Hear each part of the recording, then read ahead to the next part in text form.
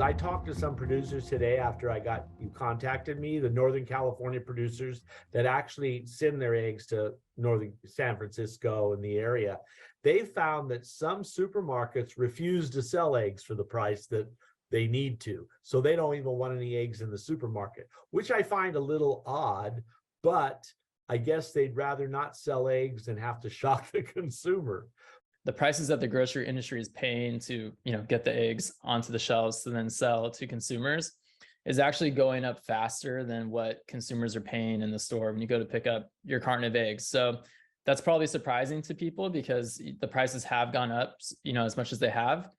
But, that because they're such an important issue, important item, they're a top 3, item in people's grocery baskets for a typical, shopping trip. So grocers know that, and they're doing all they can to kind of mitigate the impact on consumers. And in a lot of cases, they're taking a loss on eggs at this point.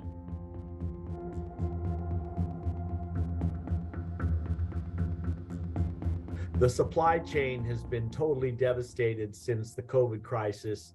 And so the egg movement and the costs of doing business are over anything they've ever been.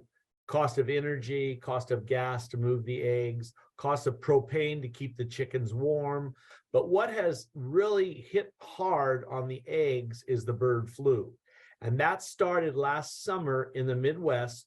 They lost up to 70 million layer chickens and turkeys. But the other issue with the egg situation is it takes longer for a layer chicken to grow to be able to produce eggs again. Whereas broilers are younger when they're processed and they move to market, et cetera. But in the egg industry, it takes a couple of months to get the eggs back in production.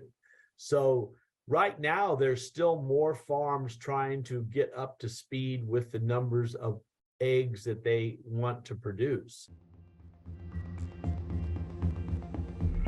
So in addition to, avian flu and the impact that has had in terms of availability of eggs and, the pool of eggs that grocers are buying from, December does tend to be one of, if not the highest month, one of the highest months in terms of volume for egg sales. That's due to holiday baking. And it's also due to people just like eating breakfast more at home, when they're cooking for their families and that sort of thing. So, typically in January and into February, we start to see that demand taper off. And so you kind of also get a situation where the industry, grocers are kind of playing catch up, a couple of weeks into January after the holiday season. And so that's why, some of the kind of demand issues, some of the supply chain issues have been a little bit more exaggerated during the holidays than they probably would be normally, in addition to the avian flu factor.